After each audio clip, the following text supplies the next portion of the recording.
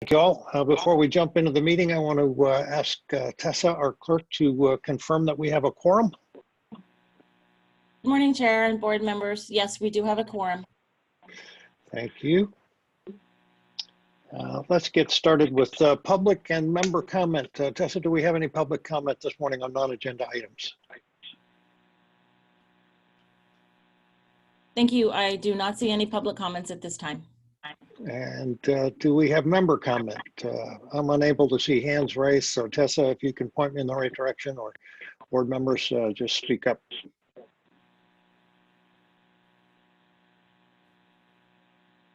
Seeing and hearing no. Any hands raised, so. Alrighty, sounds good. Move on to PAC chairs reports. Do we have any PAC chair reports?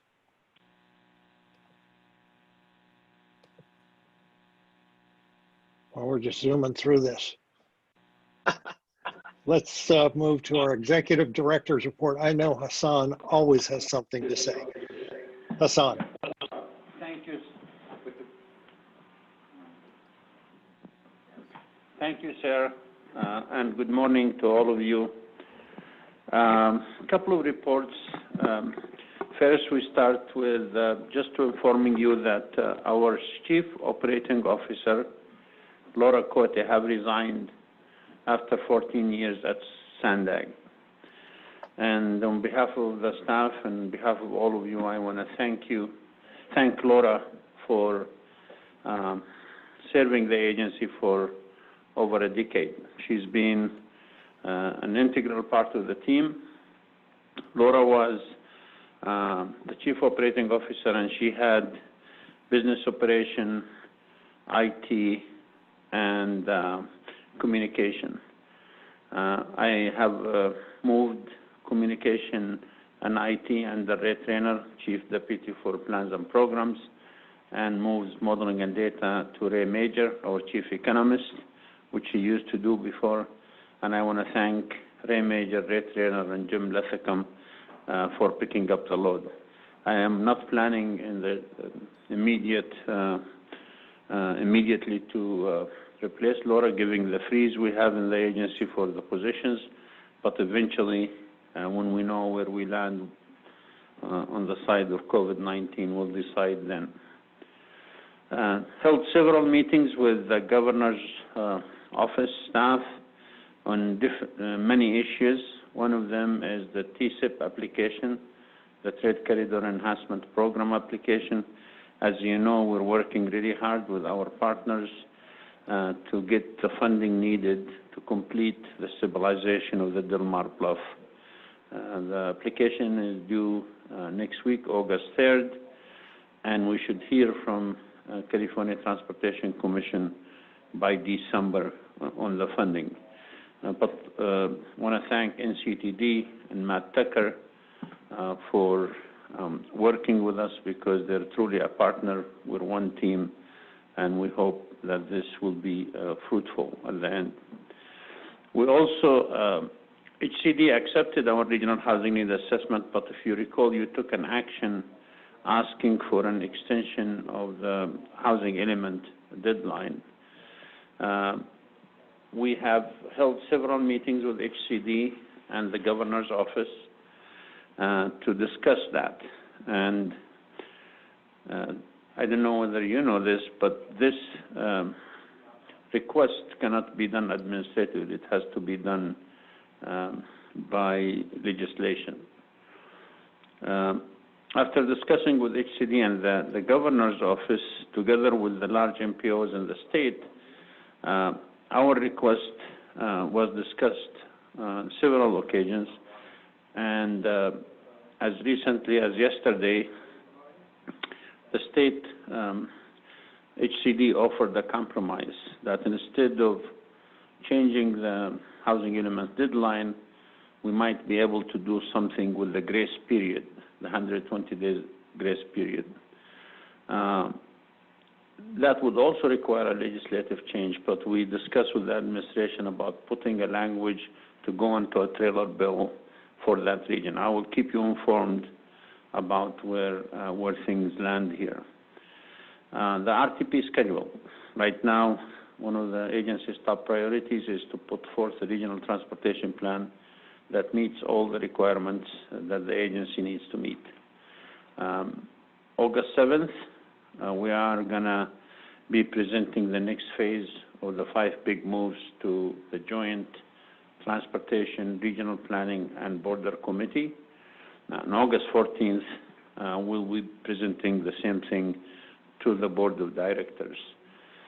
Just reminding you that the meeting on the 7th for the policy committees, while you cannot participate, you can listen to the discussions. I think as I am, you will be impressed with the work that the team done so far. Mr. Chairman, that concludes my report. I'll be happy to answer any questions. Thank you, Hassan.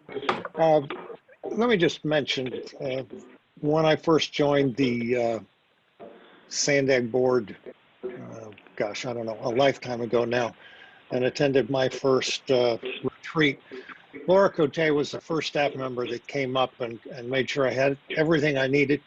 And she was always professional and with a big heart, and I will miss her. I have no doubt she is not listening in today, but I just hope she knows how appreciated she was by this chair, and I think the rest of the board. She'll be missed. Do we have any other member comment?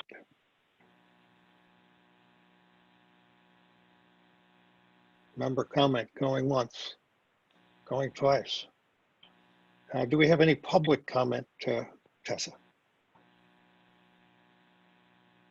Thank you, Chair. I do not see any public comments at this time. Okay. Moving on to the consent calendar. Tessa, do we have any public comment on consent?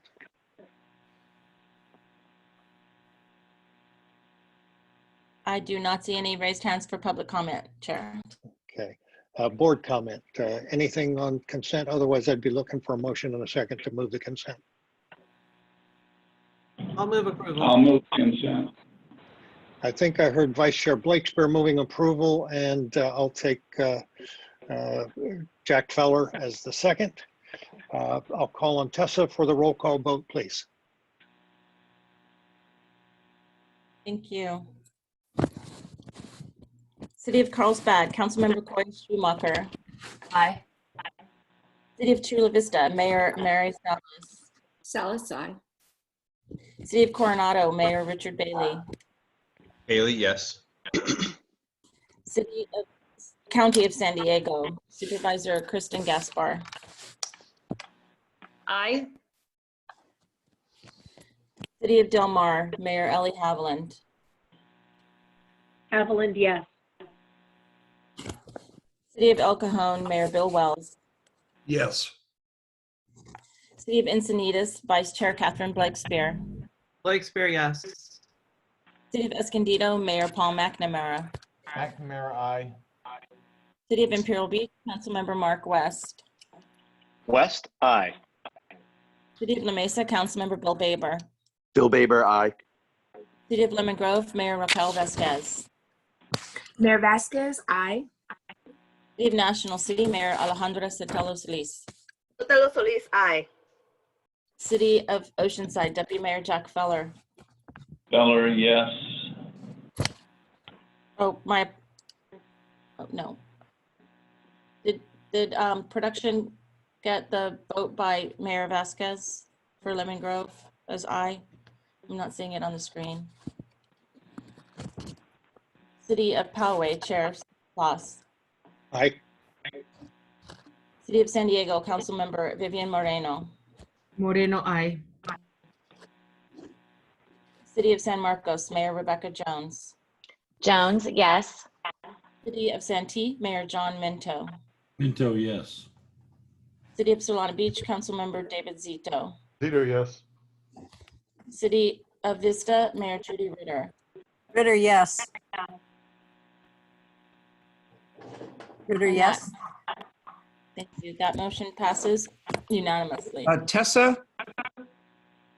Tessa, Yes. Supervisor Desmond here. Yes, sir. Yeah, I just logged in. I'm sorry, did Supervisor Gaspar vote on this item already for me? Because I see it filled in. Yes, Supervisor. Yes, she did. Okay, thank you. All righty, moving on to item number 12. This is a discussion item to discuss options for potential creation of a regional litter abatement task force or working group. I will turn it over to Vice Chair Blakespear. Yes, well, thank you. This item is an effort to coordinate and respond to various board members' comments expressing dissatisfaction with the amount of trash that we see on our freeways and in our Caltrans right-of-ways, like underneath the freeways, and headed toward our waterways. And so the idea, I think, is that we could get together a group of people from this board to talk to Caltrans representatives in public, so in a public meeting, and then also potentially hear from other partners that might be able to affect or reduce the amount of litter that we see, namely our law enforcement agencies that are responsible for enforcing the cover laws around when vehicles are traveling, they can't have open back of the truck where things can fly out.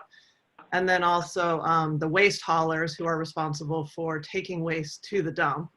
And so my hope is that we could get together this group, and it would be board members or alternates or a second alternate who would be able to participate, and we'll determine what is the exact forum, if it's a subcommittee or an ad hoc committee or something else based on how much interest there is.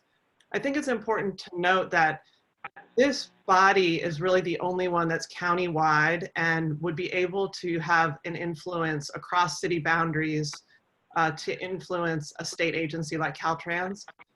So there's not another forum for all of us as city leaders to work together to try to reduce the amount of trash other than this body. So I'm bringing this forward because I've heard multiple comments over the years from other electeds, and I also personally have an interest in this and have tried to affect it by having informal conversations with Caltrans that does not seem to have substantially moved the needle. So getting different representatives from different parts of the county together seems like it might be a way to make a difference. And I'll also just say that from my perspective, the amount of litter we see on our freeways is an environmental concern, but it's also really comes down to just a fundamental sense of pride in our county and wanting to have a place that's clean and wanting to have the standards be raised a bit when it comes to that. And I think that we could do that with some more intentionality behind it. So I'd be open to any thoughts or questions from anybody else on the board right now, but I would propose that anybody who might be interested in participating get back to either me or Tessa within a week, and then we can put together the group. And then of course we will report back to the board and always keep the board informed about what we're doing. Thank you, Catherine. Before we go to a public comment or member comment, I wanted to give Gustavo Diaga from Caltrans an opportunity to speak for a moment. Gustavo? And I would like to thank Mayor Blakespear for putting this item on the agenda, because I agree that litter on our highways reflects poorly on the communities that we serve, where we also live. And it's also a safety and an environmental issue, as it can cause collisions and also end up on our waterways, like the mayor just explained. In San Diego County and Imperial County, Caltrans maintains 8,000 acres of spread across about 1,100 miles. 8,000 acres, if I do the math correctly, is the equivalent of about 80,000 football fields, where you have hundreds of thousands of people every day, either driving, walking, biking, and frankly, picking up litter, a little bit of a thankless job and can also be demoralizing. We are not the ones that generate the litter at Caltrans. We're the ones picking it up. And I cannot tell you how many times we clean an area and within a few hours, it's full of litter again. Trash can also be unpredictable. Sometimes it doesn't show up in the same place, which is difficult to plan for. I want to share with all of you that I'm really proud of the work that our maintenance forces do every day. And as well as I'm grateful for all of the partners that help us in this effort, including the California Highway Patrol, our Adopt a Highway partners, Center for Employment Opportunity, and the Veterans Outreach Program. Picking up trash is a very labor-intensive endeavor, and I had some pictures to share. I don't know if we can put them up, but you're also working next to traffic.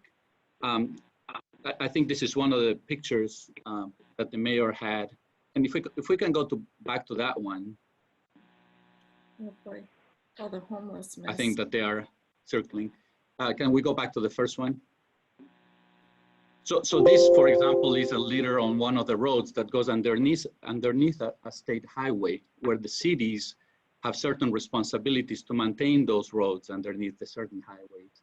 We maintain the highways above. So a group like this could be great to coordinate better how we pick up litter in these areas where there's a joint responsibility between cities and Caltrans. If we can go to the next picture as well. So this shows you a picture basically on a gore point where there's some trash that fell probably from a moving vehicle. Very dangerous area to pick up trash. On the right side, you have traffic going, if you're lucky, at 65 miles an hour, and there's no shoulder basically protecting you. On the right side, on the left side, there's also a shoulder, but it's not a very comfortable area to be with, and I'll have a picture later that shows you why. Can we go to the next one? So this picture also shows you how it's very difficult. There's no machine that can pick up all this litter. It basically needs to be done by hand. Can we go to the next picture, please? This is how sometimes illegal dumping happens on our freeway. So this is clearly not from moving vehicles, but from people basically coming in the right of way and leaving trash behind. Can we go on to the next picture? This is the same area after it was cleaned. It took hours and a lot of resources to do this. Can we go to the next one, please? This is an area where by 94 and 805, where on June 27th, we spent about an hour with 5 people cleaning this area. Where the barrier ends, you basically have no protection from both sides of traffic. You can see how it's shown, it was shown after it was cleaned. And within a few days, the trash started accumulating again. When we took those pictures, actually a vehicle went by and a lot of trash, a truck went by and a lot of trash just flew away from that vehicle. Can we go to the next one, please? This is our Center of Employment Opportunity partners. You can see people picking up trash by hand on the ice plant. And you can actually see the spotter, and what he has in his hand is an air horn. Look at how close the traffic is to those people. How would any of you would like to be one of those people? If that air horn sounds, you know there's a vehicle that is coming towards you and you better get out of the way. And we go on to the next picture. This happened this week, and this is why even being on a shoulder sometimes is dangerous. Vehicle hit at the back of one of our trucks, send our truck driver to the hospital. This is not a very easy environment to work at. This is why I mentioned that it's a little bit of a thankless job and sometimes can be demoralizing. So we continue to dedicate, despite that, we continue to dedicate resources to this cause, and we continue to dedicate funding to removing trash. But every dollar that we spend on this is a dollar that doesn't go to removing brush, for fire prevention, for fixing potholes, fixing guardrail, responding to accidents, all of the other important activities that our maintenance people do as well. So I agree with Mayor Blakespear that we need to have a collaborative and region-wide effort to stop trash. And also, so there's a lot of opportunities if we put our ideas together and we share ideas regarding litter abatement, enforcement, and education like the mayor explained. So I think I fully agree that a task force or a working group is the perfect place where we can bring the cities together, the county, Caltrans, even the private sector, some subject matter experts perhaps, and share our best practices and come up with a better way to tackle this issue. So I encourage all of you to get involved in this important issue. I had a video. I don't know if we can play it. And with that, I'll just conclude my remarks, and I thank Chair Voss for the opportunity.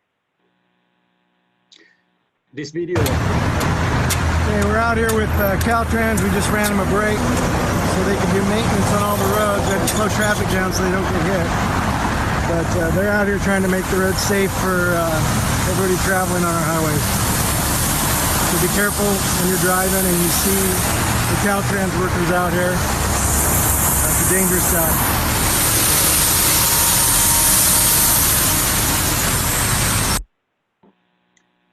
We have over 1,500 locations like this.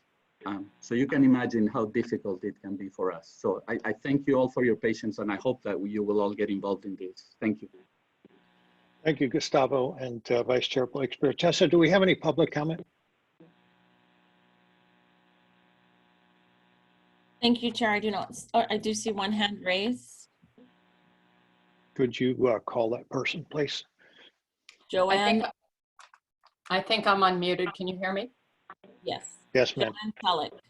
Thank you very much. My name is Joanne Selleck. I'm a resident of La Jolla Colony. I'm also a member of the University City Planning Group. I'd like to request some action by Sandag to abate the traffic noise from 5. Ma'am, we're talking about litter abatement right now. Oh, That's I'm the only sorry. comment we can take. Thank you. I'll Thank wait you. or do the next meeting. Thank you. Tessa, does that complete public comment? Yes, Chair. I do not see any more hands raised. Thank you, Tessa. Let me just say, Vice Chair Blakespear, I think this is a terrific idea. I'm sorry we couldn't get to it at the last meeting that we had due to time constraints.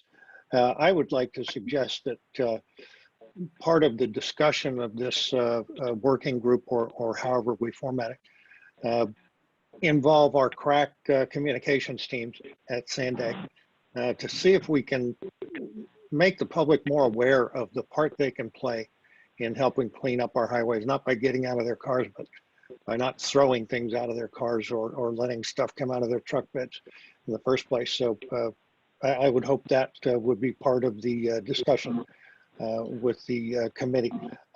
Any other board comment, please?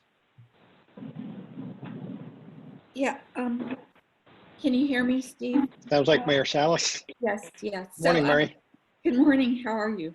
Good, I just wanted to say that, you know, I believe that Caltrans has been wrestling with this problem ever since the inception of Highways and Caltrans, and that the agency recognizes, you know, the blight that's evident by the trash that's on the road. I just wanted to thank Caltrans for the work that they've done to try to abate this, and I certainly agree with Steve that there has to be a better public information campaign, not only from Sandag, but I would believe the Highway Patrol, that they step up their enforcement for littering. I just want to caution the board that, you know, I think that Sandag, or excuse me, that Caltrans has probably studied this issue as experts in wanting to clean up our highways.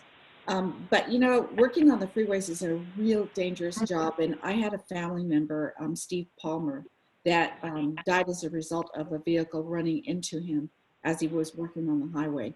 So just that, you know, volunteers that want to go out there to clean up the roads, it's a lot more dangerous than they think. And once again, I really appreciate Caltrans for taking this seriously. I don't think that it's for lack of effort in trying to keep highways clean that they're not clean, but certainly the responsibility of each and every driver not to trash our highways or our neighborhoods. So that's all I wanted to say. Thank you. Thank you, Mayor. Any other board member comment? This is John Minto. Go ahead, Mayor. Something that we've done in Santee just recently, we've been working on it for a while, but if we do form a committee, maybe this is something we can help. There's many times a lot of confusion on what is the jurisdiction of the city to help out and what is actually the jurisdiction of the Caltrans to help out. And what we've done is, because we're getting ready to build a roundabout off of one of our exits and entrances the 7. And what we've done is we've created, if I can read this right, a letter of intent to accept and relinquish property from Caltrans for the Woodside State Route 67 roundabout that we're building. And what that will do is not only allow us to build that, but it will give us the right to go onto that property and maintain it with its vegetation, clean up the debris or whatever comes up there. So maybe what we could explore is more agreements like this, where there is a document that clarifies who is able to go on to certain property and clean it up. We did that, then you know what, because if it's under a bridge and it's on us near the surface of a city, a street, well then you know what, a lot of cities don't like to hear somebody say that, because that just means it's resources that use from the city instead of the state. But you know, we should be partners. And if we have the ability to just send our operations crew by and pick up a little bit of trash or whatever, because then it doesn't become a lot of trash. And that could help also. So that's just kind of an idea. Yeah, agreement that Caltrans, if they're not already there. Thanks, Mayor. I know somebody else has comments. Chair Voss. I'm hearing a train whistle in the background. Yes. Chair Voss, it's Councilmember Mark West. I just wanted to, the city of Imperial Beach, obviously Mayor Dedina is 100% behind a formation of some type of plan, a regional plan to fix the trash. And I worked with the executive director of I Love a Clean San Diego, Lynn Herring, former Rear Admiral, to obtain some of those photos that you just saw. And I think it really highlights what Gustavo was saying. That highway, that was essentially a roundabout that Admiral Herring did from 805, from Chula Vista at 805, all the way through 8 and back down 5 to his home. And those roads, Caltrans had gone out just recently and cleaned them, and that's what they were back to. And I think that it really highlights the cover law that is not being enforced well, because you see a lot of vehicles that are traveling south to north, and they're going down the road with nothing over their tops, and it's blowing out. In fact, that one of those photos actually shows the plastic that is that they routinely place over it, that is immediately is blown off within a few miles. So we are very interested. The city of Imperial Beach is very interested. And I also like Mayor Mento's idea, because we did take over a portion of Highway 75 from Caltrans, and we saw an immediate improvement in our community cleanliness, because we had people being more engaged on it when we took it over. So I feel very strongly that we need to have a regional effort. It is the reality of it is these highways act as funnels to bring trash to our oceans and waterways. And when the rains come, it is the worst thing that we see on many times. So I'm 100% behind it, and I appreciate Mayor Blakespear. And I know that I have spoken with a few nonprofit organizations, including Surfrider and I Love Clean San Diego and Coast Keeper, that would love to be a part of this. Thank you, Mark. Mayor Sotelo Solis. Buenos dias, everyone. Thank you again to Vice Chair for bringing this item to the board. I think as we look at, the quality of life and where we're at this snapshot in time, I think, it's important to recognize that life, when those folks, as Mayor Salas mentioned, having lost someone in her family, it's really important to recognize that trash doesn't get picked up on its own. It is the employees of Caltrans, and that we also too have our own teams, whether they be the homeless outreach team, our own public works crews that go out and clean up those encampments, again with the 48 hours or 72 hours of notice, of course.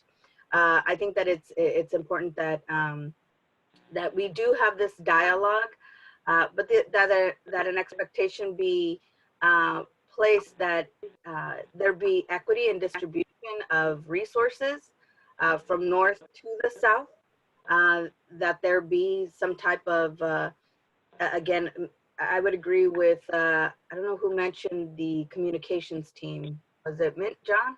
Or No, it was your chair. Oh, Mr. Voss, Chair Voss, outstanding point there. I think it's a great point because it's getting back to basics. And sometimes we need to do that. And right now, since everyone, not I don't want to say everyone, there's a good portion of folks that are being more observant since they are at home or able to see certain things. I think that it's getting back to basics, and I think a communications plan will be important. I think it was also mentioned the one, individuals, but also two, I would love to see if as part of this conversation we had our trash companies and or you know, for us it's EDCO. I don't know who does trash in other parts of the county, but I think if we have them as well, maybe they have ideas that they can share with us. Again, we want to make sure that their lids are closed. If we work on the constituency, they work on their lids. But again, I want to thank Caltrans and all the work that they have done. Again, this is a very, very difficult job. However, you know, there's always room for improvement. And I think that that's what this regional board really strives for. And so thank you to my colleagues, and I am looking forward to being part of the conversation as part of the committee. Thank you. Thank you, Mayor. Anybody else with anything to add to this? I do. Sounds like Mr. Feller. Thank you. You're not able to see us today, huh? No, I can see you, but only once you talk. Okay. So I'm a kind of throw a blanket on this a little bit. I think a subcommittee just bogs and delays this, and I think we already have the necessary tools in place at Sandag to deal with it. You have the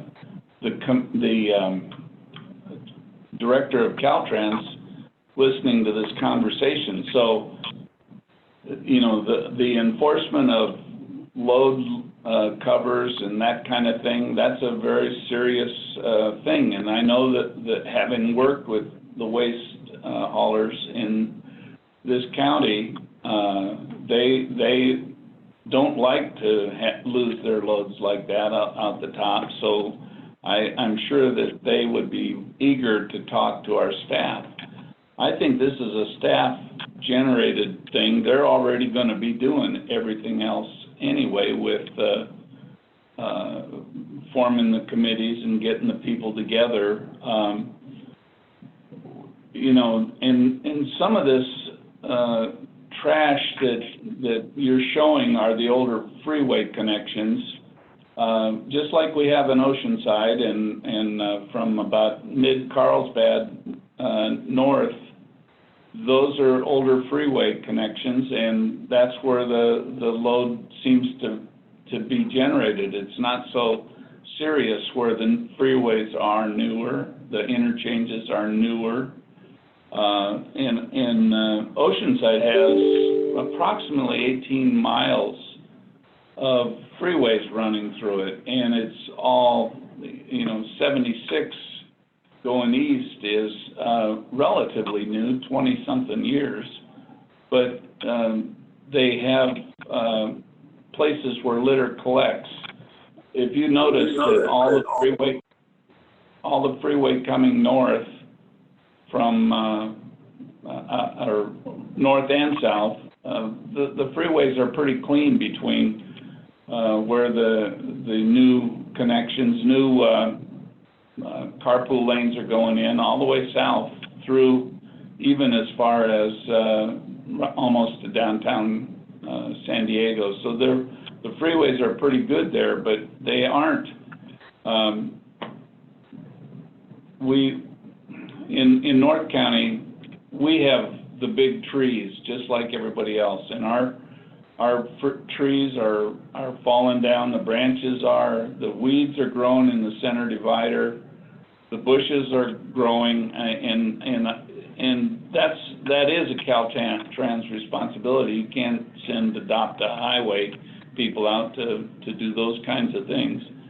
So I think we should be, as a board, prioritizing the roads for Caltrans to look into, to clean up, and I just don't think a subcommittee is needed. The staff can go ahead and do just about everything that we're asking them to, and Gustavo's sitting here listening to us. So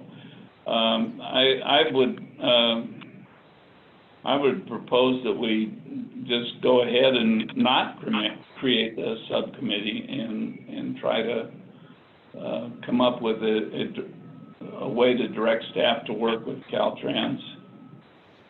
Thank you, Jack. And connect with them. Thank you. Thanks, Jack. All right. I tried to be brief. Could I respond to that briefly, Chair? Absolutely. Thank you. So I appreciate all the comments from the different board members and different perspectives, and Caltrans for being really well prepared for this and coming with the pictures and the videos. I just want to say that I think if we as elected officials want to see a difference from status quo, we have to do something different that's going to create some more accountability, some discussion in public, some real understanding of what is creating this reality. Because as Mayor Salas said, Caltrans has been dealing with this problem since Caltrans has existed, and they are already doing a lot to clean up trash and to make sure that our roadways are safe. They're stretched very thin, and I recognize that. But the causes are multifactorial. So if we're going to be dealing with law enforcement, with waste haulers, with contractors who aren't covering, with different cities that have adopted sections of cleanup, and then individual parties that have adopted and then maybe aren't actually fulfilling those contracts, to me it seems like if this was going to solve itself, it would already be a non-issue. But the fact that many of us who represent our communities see it as an issue, and I'll say that I see it as an issue throughout the entire county. And it's not about my city, it's about the entire county and wanting the county to have cleaner freeways as that representation of who we are as a county of the 18 cities in the county of San Diego. So my hope is that we are working very closely together with Caltrans and asking maybe different questions or asking them of different parties, and then establishing as a group what are some measurable and discrete things we can do that would actually result in there being less litter. And I think there are many of us who just really are not involved in the details, and getting involved in the details can help drive a different outcome. So there is, of course, no obligation to participate in this committee or subcommittee for anybody who's not interested in this topic or feels that it's being well managed satisfactorily and they're okay with just leaving it as it is, or they just are busy and want other people to report back to the board. I don't expect full participation, but in order for, I don't see that we're gonna have less litter on our freeways if we just think that this conversation and talking in this way is going to somehow drive change, because it's very complex and it needs, I think it needs more digging to understand where can we move, what levers are available to us to move to create a different outcome. Thank you, Vice Chair. This is a discussion only item, but we will create a committee. That's the best way to approach this. It's a broad-based problem. We're going to need broad-based and creative solutions. Please let Tessa know if you're interested in participating, and we'll report out at a future meeting on next steps for the group. We'll move on to the final item of the day, an update from staff on what we've learned from COVID over the last couple months and how it's helping to inform transportation planning as we move forward.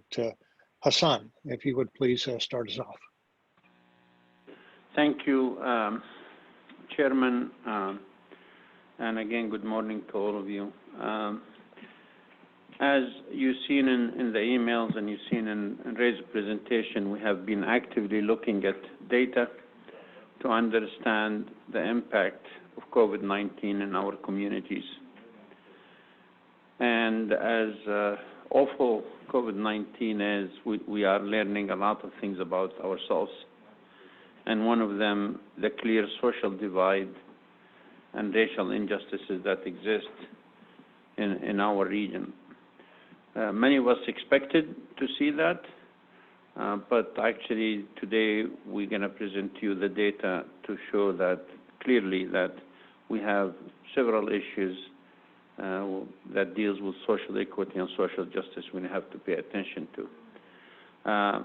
Your chief economist and chief analytic officers, who is being statewide and nationally recognized as one of the best who presented nationally and everywhere, is going to be speaking to you, and I hope this will be a fruitful discussion, and at the end we will come back and answer your questions. So with that, I'm going to turn it to the one and only Ray Major, our chief economist.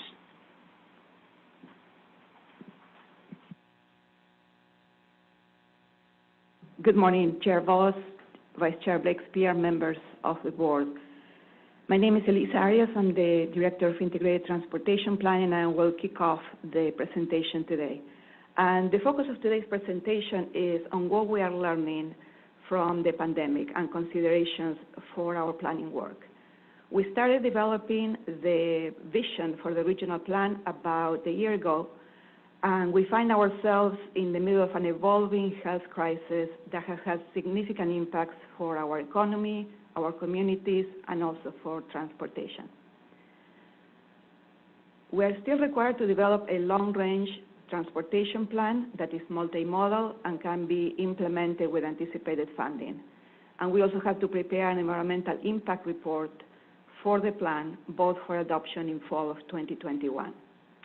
This slide provides some background or a refresher on key provisions from state and federal laws that govern the development of the regional plan. A compliant regional plan is necessary to advance the transportation projects we are planning through corridor plans or CMCPs and other planning studies.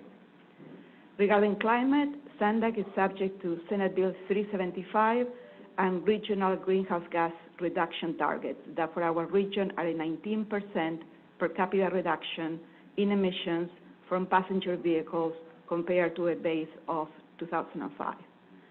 Regarding air quality, the regional plan has to demonstrate that the transportation system meets federal air quality requirements that protect public health from smog or ozone through a process that is called air quality conformity. And at the state level, AB 805 requires that the plan include transportation strategies to reduce air pollution exposure in disadvantaged communities. The regional plan also must comply with Title VI of the Civil Rights Act, which prohibits discrimination, and since the 90s, the executive order on environmental justice expanded to include low-income communities. Social equity, as you see on the slide, is a shorthand term that SANDAG uses for this overarching goal of ensuring both equity and environmental justice for several protected classes that also include disabled communities. And finally, Senate Bill 743, as you've heard in past discussions, requires that we evaluate the impacts of transportation projects using vehicle miles traveled as a metric instead of level of service. So COVID-19 has had significant impacts on the economy, society, and travel. And we need to consider this impact, especially in the short term. But our economy and travel will recover over time. We're planning 30 years into the future or further out for our children and grandchildren. During the early stay-home orders, we saw almost empty roads and freeways. But traffic is up now. Emissions from trucks and cars also went down. But air pollution now is basically at the levels that it was about 5 years ago. We saw buses and trolleys with few riders, but ridership is beginning to increase. And many essential workers rely on public transportation to get to work. Some people are able to telework, but a lot of workers have jobs that cannot be done from home. And we also saw more people walking and biking in our region to get around. COVID has really emphasized the need for an equitable and adaptable transportation system that can respond to changes in the future. And the vision that we will share with you in August seeks to create a more adaptive and responsive transportation system. This is an opportunity to plan the recovery with a focus on a more inclusive, sustainable, and resilient economy and society. We need a compliant regional plan to continue to bring transportation dollars to the region to help with the economic recovery. And it's also the time for deliberate conversations and actions to lift low-income and Black and Hispanic communities that have been most affected by this crisis. We have compiled a lot of timely data to share with you today to help in your policy decisions. Ray Major will focus on the economic and socioeconomic impacts that COVID-19 has had so far on our communities. Antoinette Meyer will present on how travel changed during the stay-home orders and also as the economy begins to reopen.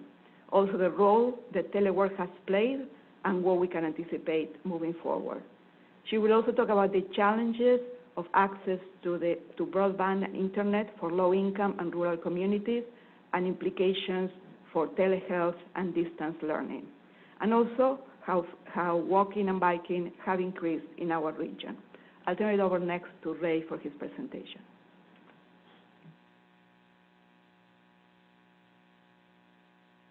Thank you very much, Elisa. We've experienced a lot of economic crises in the 21st century, but nothing like what we've seen today. Back in the early 2000s, we had the dot-com bubble. We had a tremendous number of people who lost their jobs in high tech. If you remember back then, everybody had, if you had a .com after your name, you could get millions of dollars in venture capital and just spend it freely. And that came to an end. And then we had the September 11th attacks, which really changed the way that we were able to travel. Can I keep going? Or you guys? Okay, sorry. So the September 11th attacks changed the way that we were able to travel. It took about 3 years for us to be able to get back to what was normal in terms of economic or travel activity, but it's a new normal. It's a normal where we take our belts off and we take our shoes off and we take our computers out of the bag when we go through the security, and it's been 20 years since then. The housing bubble that occurred in the 2000s started with the ability to borrow money with no income verification. Essentially, anybody could borrow as much money. You didn't even need to say how much you were, how much money you made, how you were going to pay it back.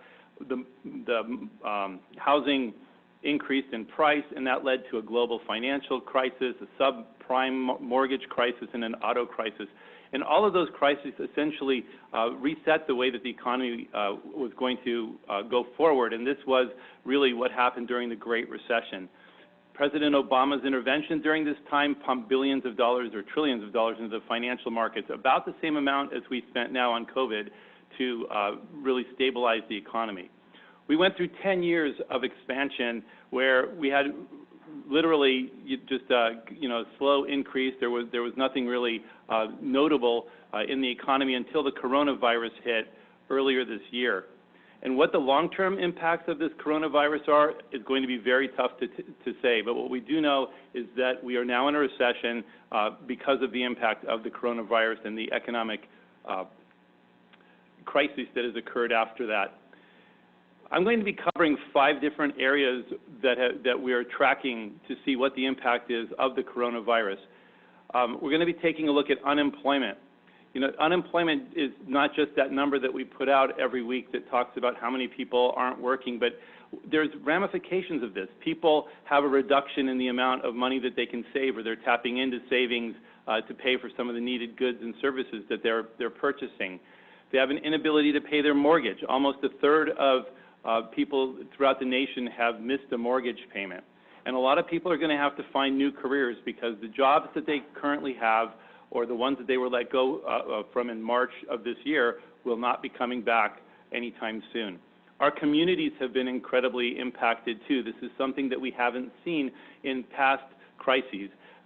Families have been impacted in ways that have never happened before. Geographically, we have a geographic disparity in terms of where the impact is the highest, not only from the health crisis aspect, but from the economic crisis.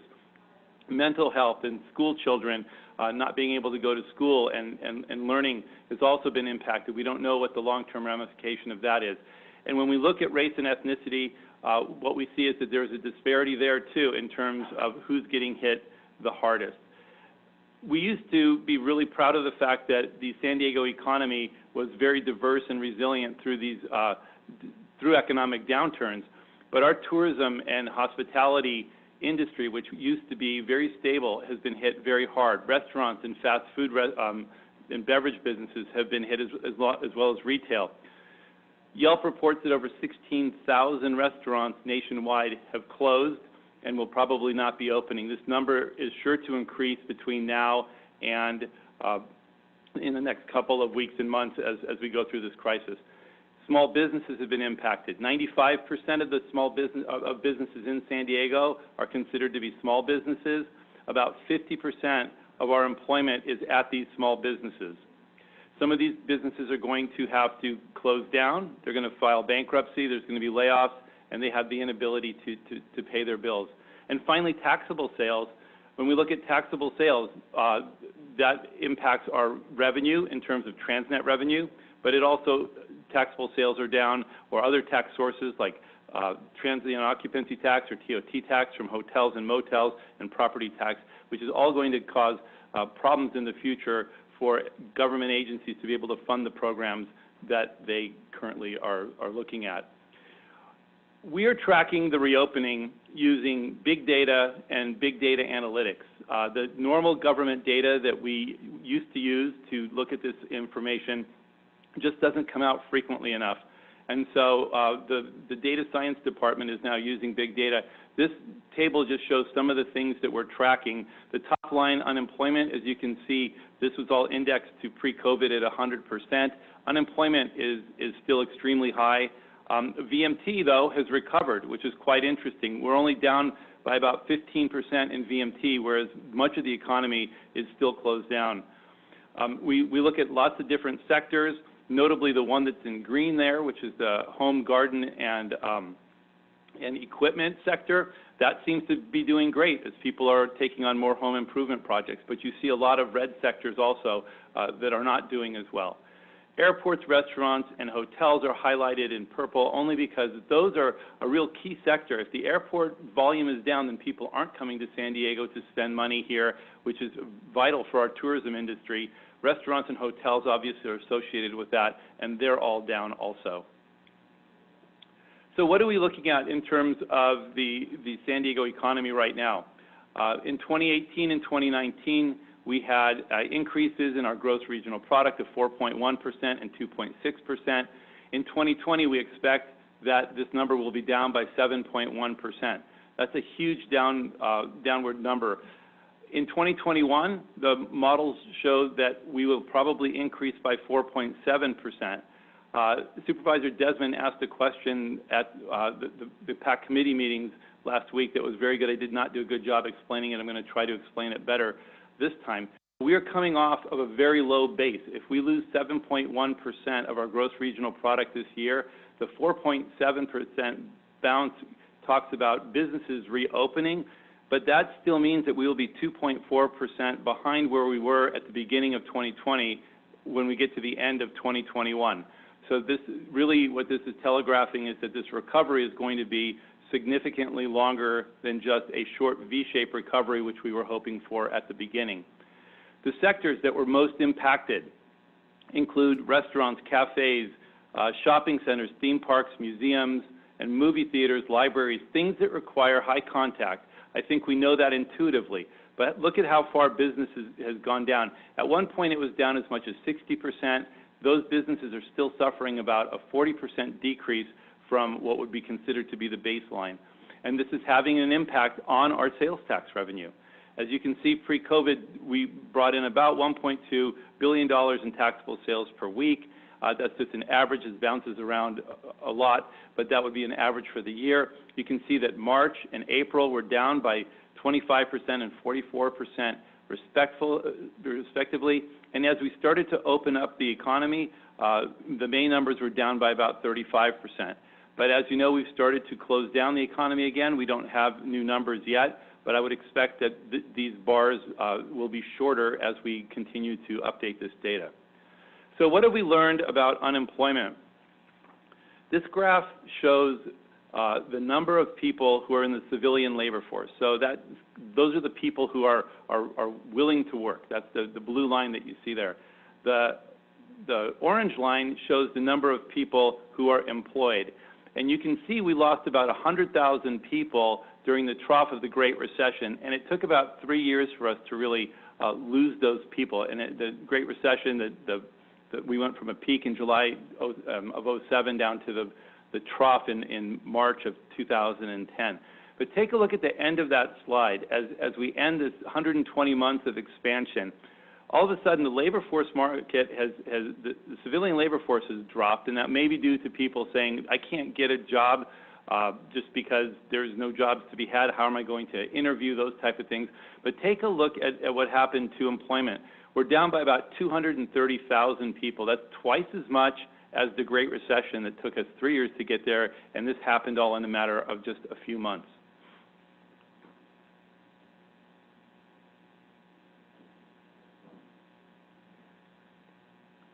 Can you guys advance the slide?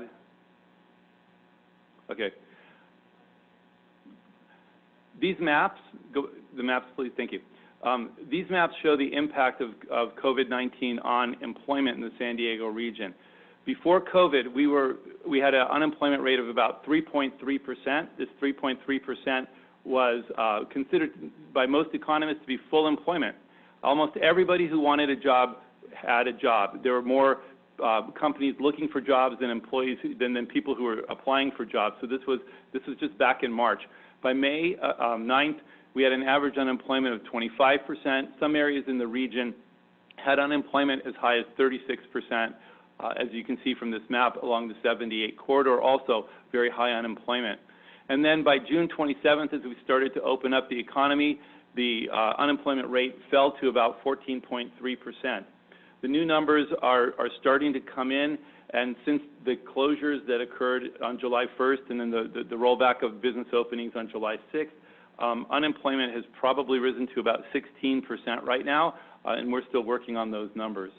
But what's really more important, I think, than the percentage is when we take a look at the number of people in the San Diego region who have really been hit by unemployment. If you look at the pre-COVID number, there's about 50,000 people who are between jobs, and that's really what that number is. Those are people looking for jobs or entering the labor force. And for a region as big as ours, that was a relatively small number. But look what happened in just a matter of a couple of months. We went up to having about 425,000 San Diegans who do not have a job. And then you see that has slowly decreased. We still have more than 250,000 people who are unemployed, and that number is surely going to go up in the next couple of weeks with the additional closures. So what impact does this have on our communities? What did we learn about communities? When we take a look at this map, we took a look at unemployment on May 30th, and we took a look at the number of COVID cases on May 30th so that we could do some correlation analysis. And what you can see here is the areas in yellow and in the browns are the areas that have the highest unemployment rate. It's essentially the southern part of the region. It goes from the border area up into National City, Logan Heights, the center of the city, and you see some of that along the 78 corridor. And then when you look at the COVID cases, the darker areas represent where we have more COVID cases, and those all seem to be mostly in the southern part of the county. When you also the purple outline that we put there, those are the Cal EnviroScreen disadvantaged community areas that are from the state of California, and you can see that those are overlaid pretty closely on the areas that have the highest COVID. When we put these together, what we've determined is the geographies. the communities within San Diego that are hardest hit, and they're represented by this purple shading. And you can see that for the most part, they're all south of 8, going down to the border. The zip codes are listed there on the left-hand side, with the exception of El Cajon, which is partially north of 8. But these are the zip codes that are hardest hit. So then what we do is we take a look at the employment by race and ethnicity, and really who are the frontline workers. When we take a look at frontline workers, we're talking about the people who have to be out there so that our economy continues to move forward. We have that broken down into essential and non-essential. The essential frontline workers include things like grocery stores, child care services, health care, transportation services are listed under other health care. But what you see here is that at an index of 1, that would mean that from an ethnic perspective, there was the same number of people working in this industry as is represented in the total population. So if it was exactly 1, then it would be exactly the same. But what you can see is that the Hispanic communities and the Black communities are overrepresented in many of these frontline workers, especially when we look at the essential workers. We see a lot of Black and Hispanic workers who are overrepresented by significant amounts. The exception there is healthcare, where Asians are significantly overrepresented. When we take a look at how this impacts different race and ethnic groups, what we see are these graphs. Just real quickly, the way to interpret these graphs is the horizontal axis on this graph shows the percentage of the population with COVID cases. So the further to the right you are, the more COVID you have. The vertical axis shows unemployment by zip code. So the higher up it is, the more unemployment it is. So if you are in the upper right-hand quadrant, then that means that you are in a zip code that has high unemployment and high COVID cases. If you're in the lower left-hand quadrant, it would mean low unemployment and low COVID cases. What we see here is that 44.9% of the Black community lives in an area that has high unemployment and high COVID. So if you're a Black resident, there's a 44.9% chance that you're living in an area that is high in both. Hispanic population is 42% compared to the white population, where only 14.4% of the white population lives in an area that's affected by COVID and unemployment. You also see on this that 51.9% of the white population, for instance, lives in areas that has low COVID cases and low unemployment. So what we see is that there is a racial and ethnic disparity in terms of how hard different communities were hit within the San Diego region. We've recently updated this data, and it still shows the same thing. We are still being hit disproportionately in the minority communities. The summary of the report that we put out on race and ethnicity shows that the Black communities and the Hispanic communities are hardest hit by unemployment. Nearly 67% of the Black community and 70% of the Hispanic community live in zip codes that have higher than average unemployment. In terms of COVID cases, 52% of the Black community and 49% of the Hispanic community live in areas that have higher than average COVID cases. And when we look at the intersection of the two, what you can see is that if you are a Black resident or a Hispanic resident of San Diego, you are probably up to 4 times as likely to be living in one of these areas than if you are a white resident of the region. So what have we learned so far about economic sectors and how they're being impacted? San Diego has always had a very recession-resilient economy, and that's because the 3 industries that really drove our economy, or the sectors, were tourism, innovation, and the military. And then they've always been supported by healthcare, education, and government.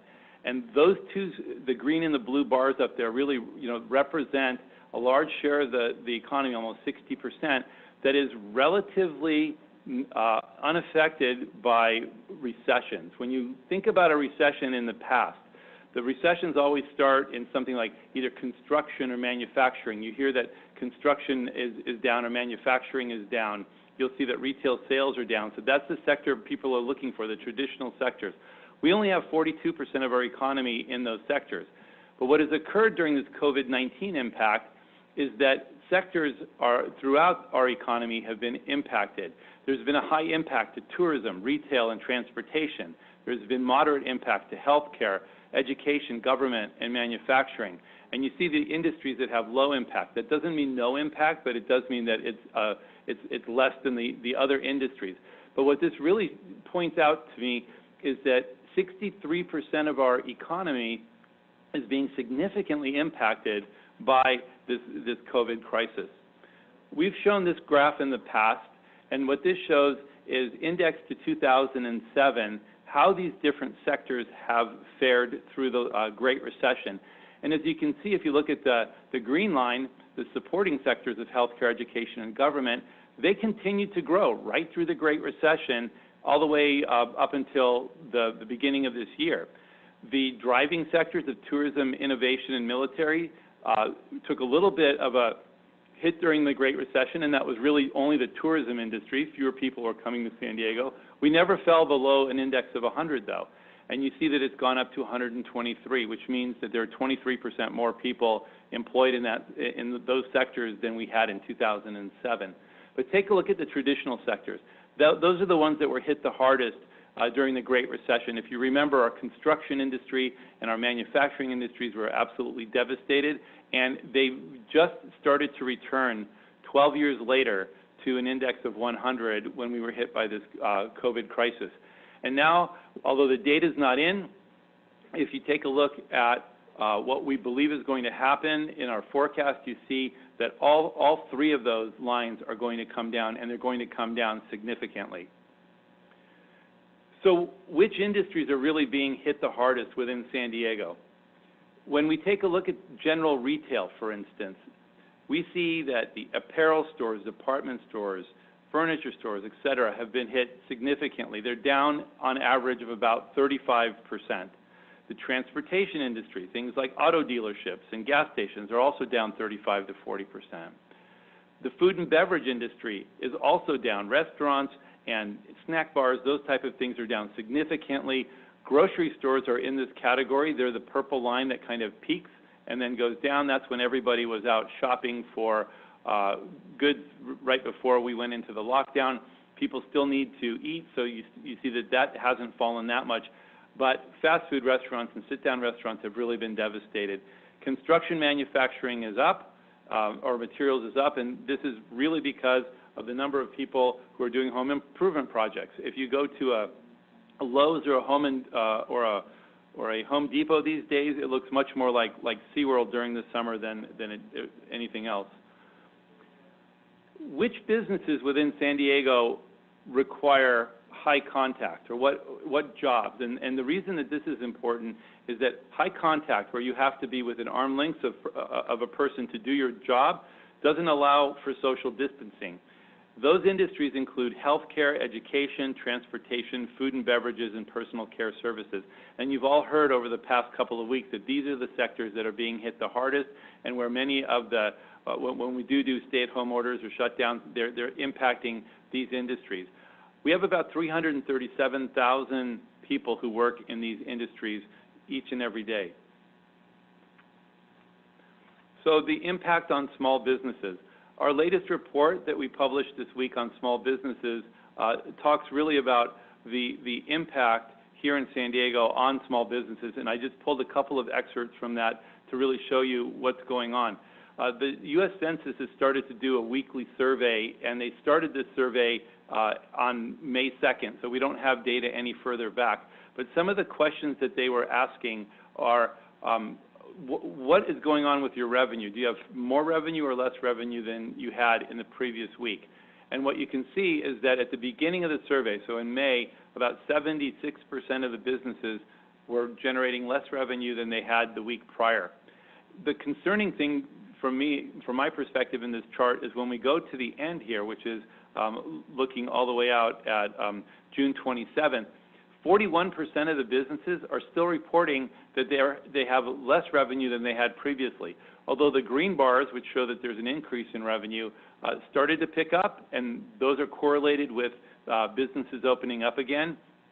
As we know, July 6th that this is probably going to turn around. So if the census continues to collect this data, we will analyze it and see what's happening in terms of revenue. This has long-term economic impacts because businesses need to be able to make money, to be solvent, and to hire people, and to be able to invest in their businesses and in the economy. When we look at small businesses in terms of having an impact, the question that the census posed is overall, how has your business been affected? 82% had a large or moderate negative impact. That is just it's a huge number to wrap your head around. 8 out of 10 businesses had a big impact. 15% had little to no impact. Only 3% had a positive impact, and those would be places like, for instance, bike sales or delivery services, the home improvement stores that I spoke about, or video games, but a very small percent of the economy really doing well during these times. When we took a look at financial assistance, we see that 73% of the small businesses have applied for or gotten a PPP loan.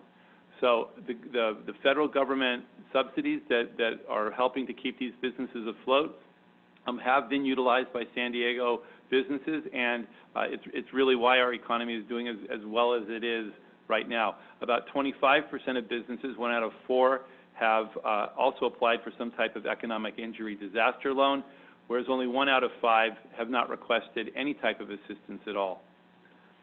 So how does this impact our taxable sales? This graph, which you've seen before, shows how our taxable sales have increased and our tax revenues are based upon these taxable sales. And what you can see here is with the latest downturn in 2020, the taxable sales will probably fall about 13%, which if you compare it back to the Great Recession, it's about a similar drop.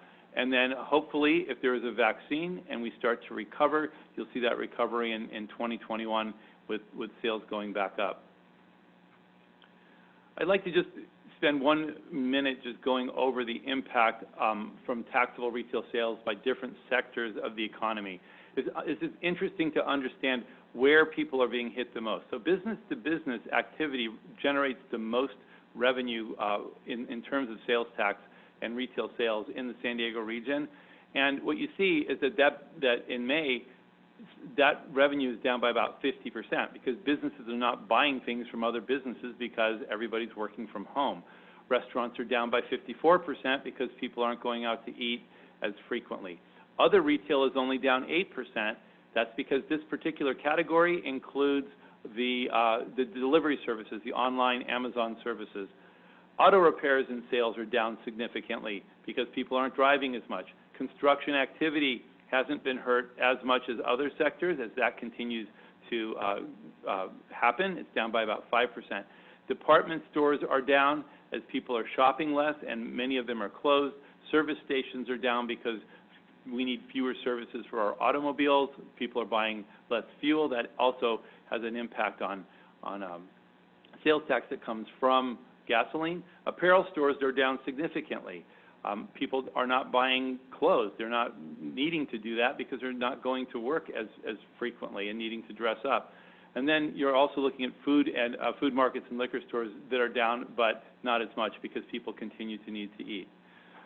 This is my last slide, and then I'm going to turn it over to Antoinette to talk about the transportation aspect. So the economic recovery and what that might look like. This shows the pre-COVID forecast line in purple. And what we do is we take a look at all of the big economic forecasting firms. We look at the Congressional Budget Office, Goldman Sachs, Moody's, Oxford Economics, Deloitte, et cetera, to make sure to validate our forecast. And what you see is that our forecasts, those are in the dotted lines, our forecasts are in the solid lines. We're really right in the middle of the pack with our forecasts. We've pretty much ruled out a V-shaped recovery. And really what we're looking at right now is either a V-long or potentially a U-shaped recovery if we really don't understand how we can open up all of the economy for commerce. So the V-long is an optimistic forecast. It looks at a vaccine being developed and us getting back to normal by about 2023.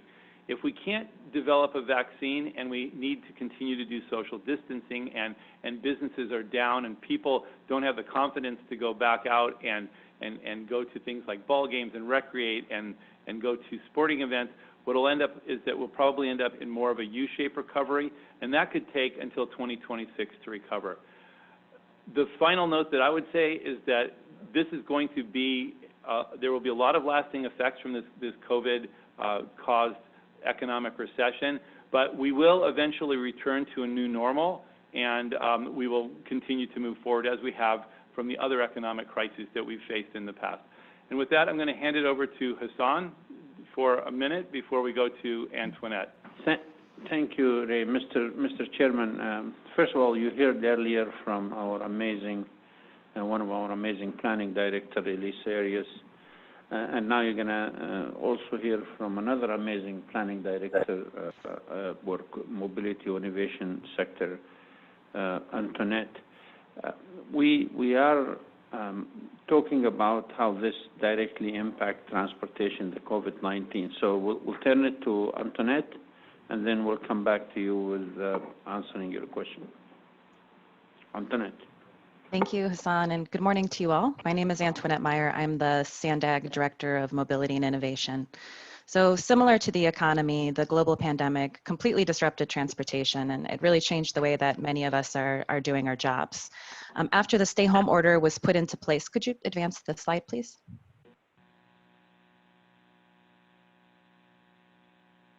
Thank you. So after the stay-home order was put into place, transportation demand fell to really unprecedented levels, and our roads and our trains and buses were very quiet during the months of March and April. We've been closely monitoring the impacts of COVID on travel behavior, and we've been collecting a lot of data on what's happening in our region. Could you please go back? No, back, please. To my first slide. Thank you. We've been tracking the impacts in our region and across the globe, and the research really suggests that this is not a long-term change. As communities start to open, transportation demand is starting to pick up and will continue to pick up. And we're seeing signs of this in places like China and Europe, who are a little bit further ahead of us in terms of their recovery. You saw from Ray's presentation that the pandemic revealed disparities across the region in terms of the economic and health impacts, and it also shed light on inequities in the transportation system and access and the ability for everyone to participate in remote work and distance learning. So I'm going to be sharing highlights from the research that we've been conducting today, and I think these are all really good things for you to be considering as we move forward with the 2021 regional plan. Okay, next slide, please. So I'm going to start with transit, and the chart on this slide shows the reduction in transit ridership across all of the services for both MTS and NCTD. Starting back in March, ridership reached its lowest level in April at about 70% fewer riders compared to the same period back in 2019. But you'll see that ridership has started to recover, and we just got June data today and added it to the deck. And so as restrictions ease, transit ridership is also growing. Next slide. Ray's slide showed that minorities are overrepresented in essential industries that require a high level of contact, and these essential workers who we're all relying on to help get us through this pandemic are also more likely to depend on public transit as their primary mode of transportation to get to work.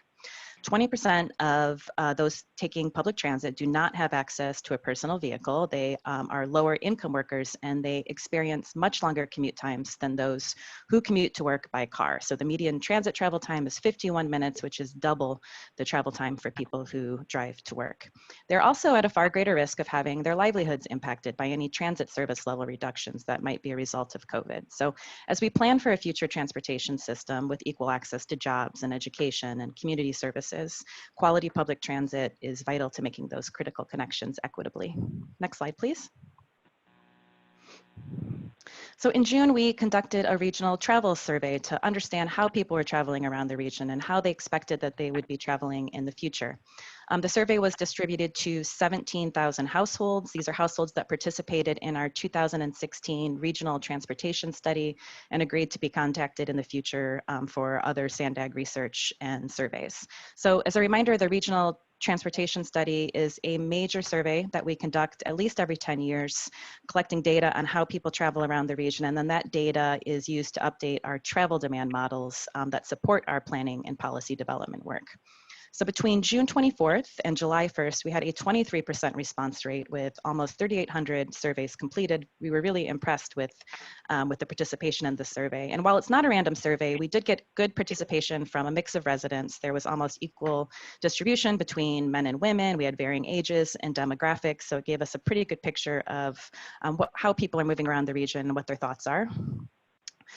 In terms of transit, the survey results suggest that transit ridership will recover. 42% of respondents reported that they used transit before, and they are continuing to use transit after COVID. A significant predictor of pre-COVID public transit ridership included race, with African Americans being more likely to take transit than other races. 36% said they did not use transit before, and they have no intentions to use transit in the future. The interesting finding, though, that we weren't really expecting is that 18% of respondents who did not use transit before stated that they would after a vaccine was found. And only 4% said that they used transit before and they don't plan to go back to transit after COVID. So I think this really suggests that perhaps the fear of sharing the ride and taking public transit is not quite as profound as we thought it was, and that all of the great efforts that our transit operators are taking to make sure that their services are clean and safe for their employees and for their riders is going a long way to give the public confidence in public transit.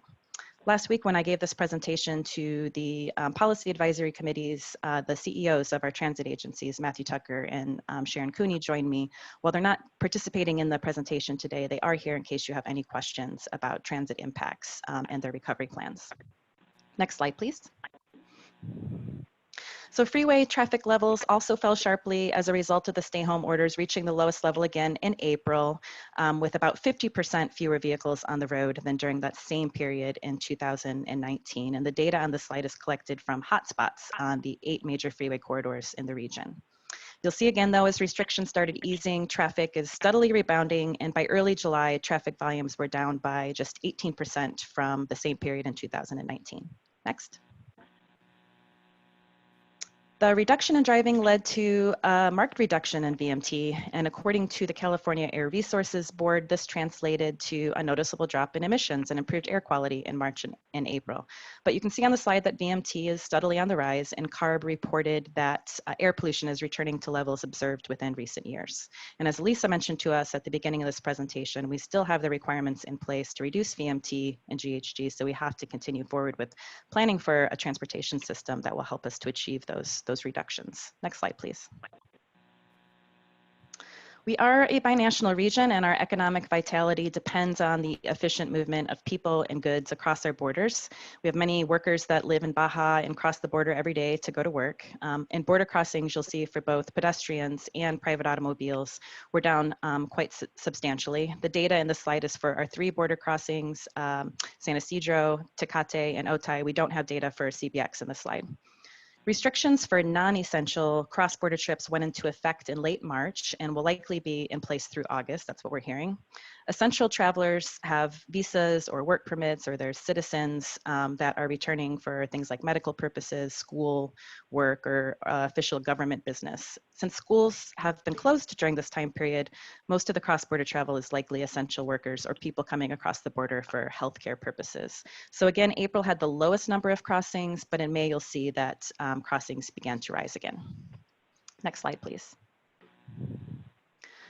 Our regional travel survey also asked people who owned a car or had access to a car if the amount that they were driving had changed during the health crisis, and 89% reported driving less, but most don't expect this trend to continue and said that they would be driving more again over the next 6 months.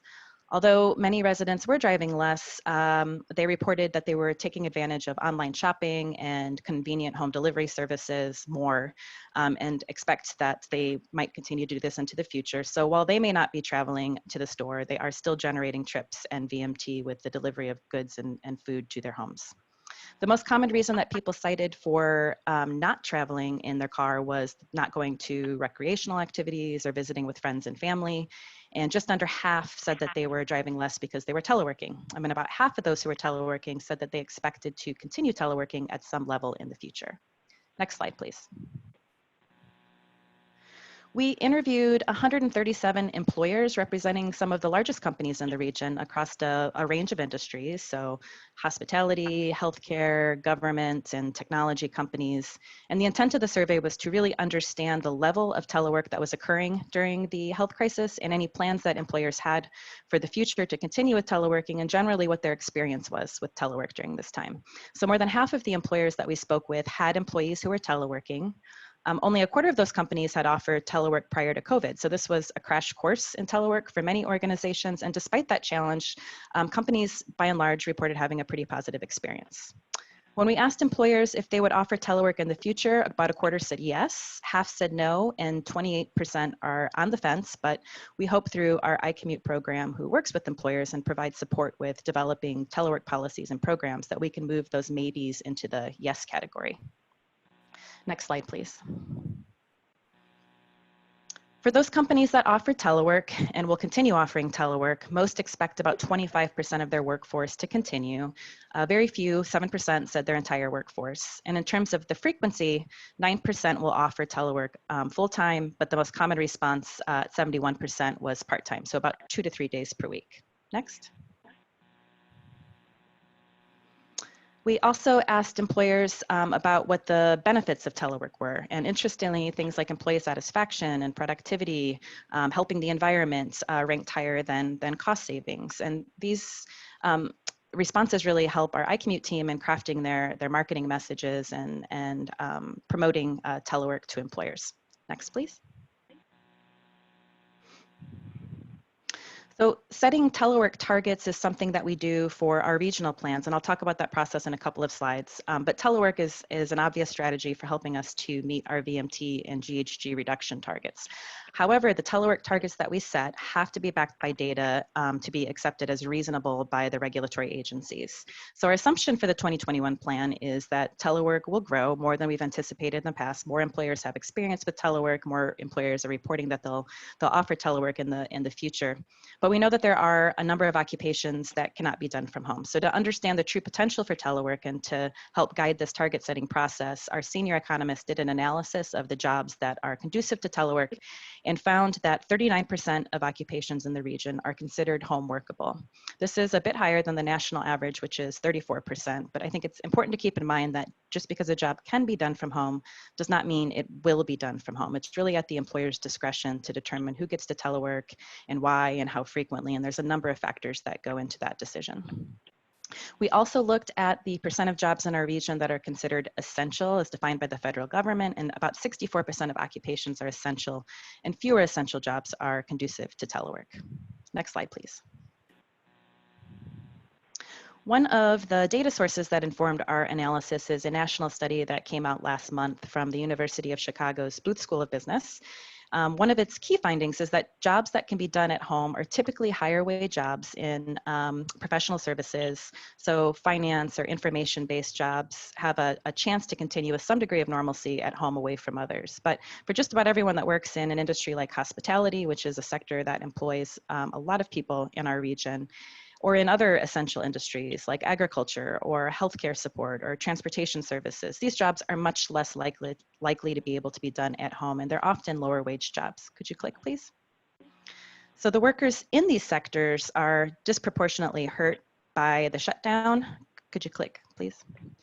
And the inability to work from home. And as I pointed out earlier, many of these workers rely on and need quality public transportation to get to their jobs. Next slide, please.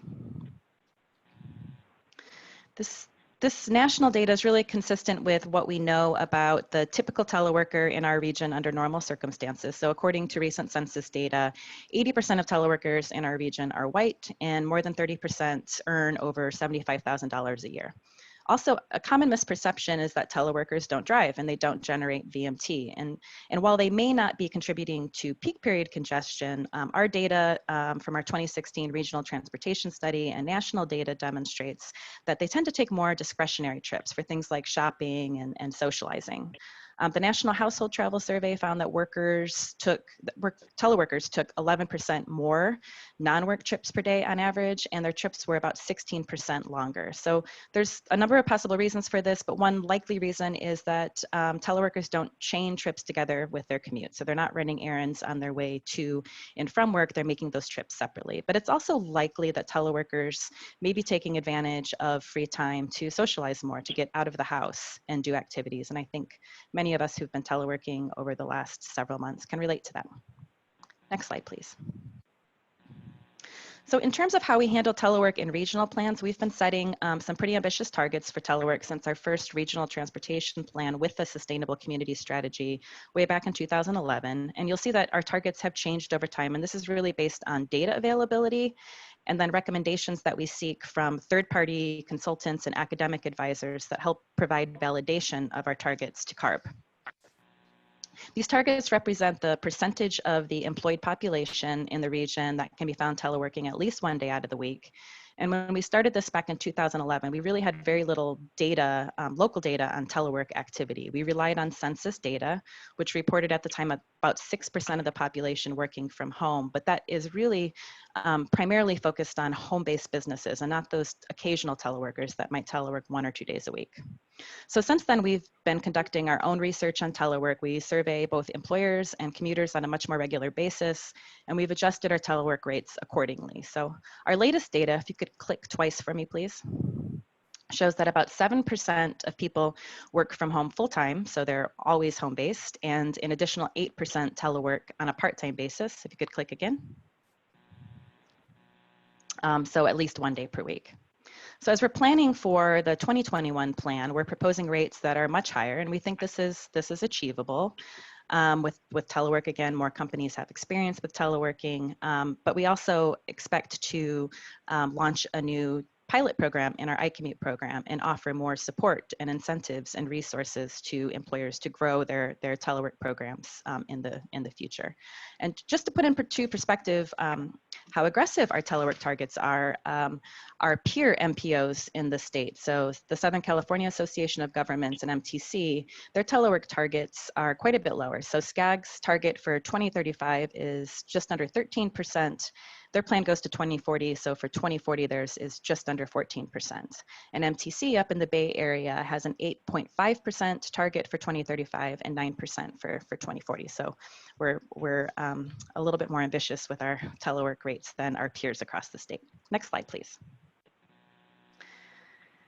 In addition to the incentives for employers and the support for employers through our iCommute program, I think it's important to note that achieving the higher levels of telework will require broadband connectivity and quality home internet access. And COVID shed light on the digital divide that exists in our region. So we found that 23% of low-income households lack a broadband subscription, and 20 to 40% of students in many of the local school districts either lack home internet access or even a device that makes distance learning possible for them.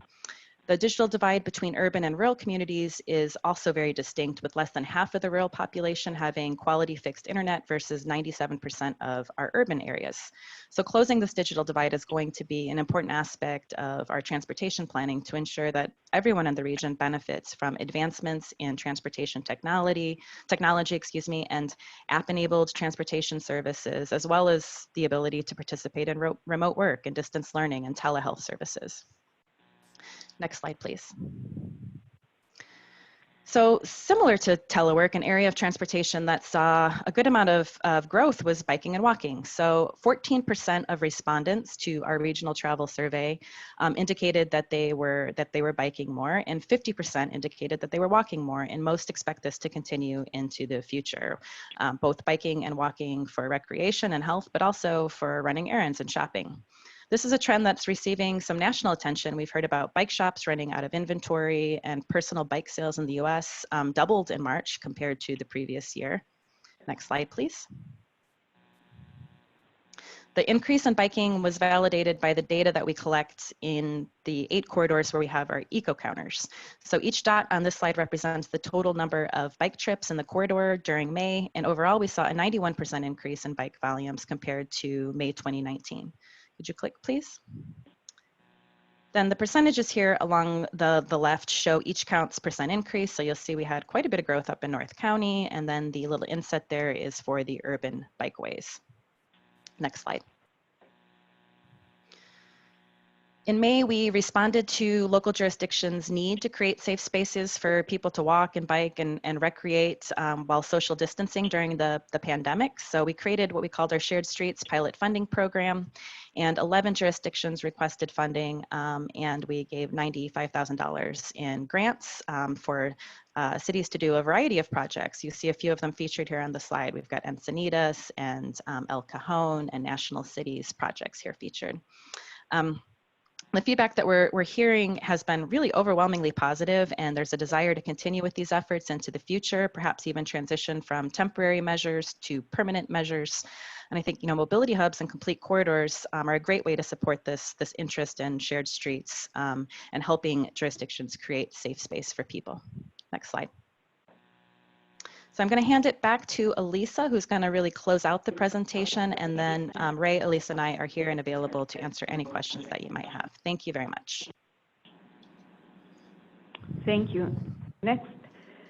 So in closing, Ray and Antoinette presented data that show that COVID-19 revealed disparities across the region, both in terms of the economics and health impacts, and also inequities in access to opportunity, whether it's jobs, education, or healthcare.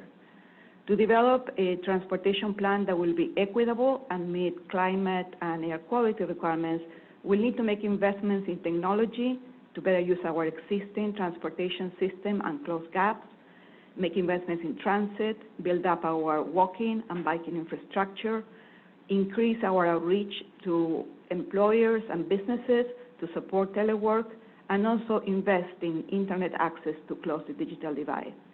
We have an opportunity to learn from this crisis and the disparities it has shown to re-envision our transportation investments and policies, again, towards a more inclusive, sustainable, and resilient economy and society. I will turn it over to Chair Voss to guide the discussion and any questions for the panel, and we thank you for your attention. Elisa, Ray, and Antoinette, thank you. Tessa, do we have any public comment on this? I do not see any raised hands for public comments, Chair Voss. Okay, thank you. We'll go to board comment and discussion. Remember, this is a discussion only item. Board members, please let me know if you would like to speak, or Tessa, you can point me to raised hands.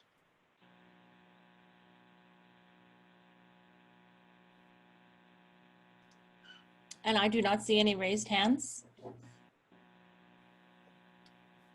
All right. Again, this is a discussion only item. Thank you again to staff for the great information. Tessa, do we?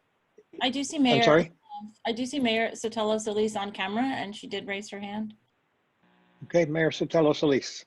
Thank you so much, Mr. Chair. Again, thank you to Sandag staff for presenting these dire statistics as we go through these very challenging times. Again, I think that's kind of one of our coined phrases, I think, for all of us. It's really important, again, as we talk about these employment hubs, as we talk about ways with which we really think creatively around transportation and the ways with which we can create connectivity post-COVID. We really need to rely on each other and the statistics. So we need to continue to be data-driven. And unfortunately, the challenge that I'm facing, and I think many in the South Bay are, is really looking at this data and when it comes to the ethnicities, recognizing that we're building and growing based off of inequities that have been decades in the making. And it's hard to, you know, as COVID hit, it just shines that light again on those health inequities, the transportation inequities, and I just would continue to urge all of my colleagues to continue recognizing that that's communities like my own and others in the region. We are going to continue bringing that voice to the table, and because we all have those inequities, but in communities like National City, we want to again find that middle ground, fight for the resources, and I don't think it's a fight either. I think it's making aware. So when we have the opportunity, I would love to ask my colleagues for support to offset any of those institutional inequities that we've been dealing with for decades. And we have to stay positive. The hope is, I learned a phrase yesterday. It was stand by when I remember it, where it went. Well, anyways, I forgot what the word is, but we have to really look at how we recover and think about it in bulk, and think about how we can help the most people with the resources that we have. And then from there, it will be amplified. So thank you again to staff. Thank you again, Chair, for bringing this topic. Again, transportation is so important. And I know that through MTS, we are providing PPE in specific areas and educational opportunities to learn how we are sanitizing transportation and keeping up with the latest health orders. And I would love to see how we can provide those types of resources in and throughout the MTS provider region. But thank you again. And we got to keep our light, keep focused. I mentioned to somebody, this is like a kidney stone. This too shall pass. It hurts, but it will pass. But we will be stronger for it. Thank you so much. Thank you, Mayor. Chair Bonelli. Thanks, Chair Boss. Gary Bonelli from the Port of San Diego and a member of your Transportation Committee. My question is to Antoinette. Thank you for the presentation. What piqued my curiosity was said when you looked at MTC and SCAG, you see our numbers for telework right now are a lot more aggressive than those other metropolitan planning organizations. I guess my question is, I assume, with the pushing of iCommute and as we look into the future, when we come up with the regional plan next year, if we're looking for a good portion of the regional plan to have people teleworking, whether it's 5 days a week or just 1 day a week, will we be able to justify to the regulatory agencies that amount of telework? Will they buy off on that overall regional plan? Thank you, Chair.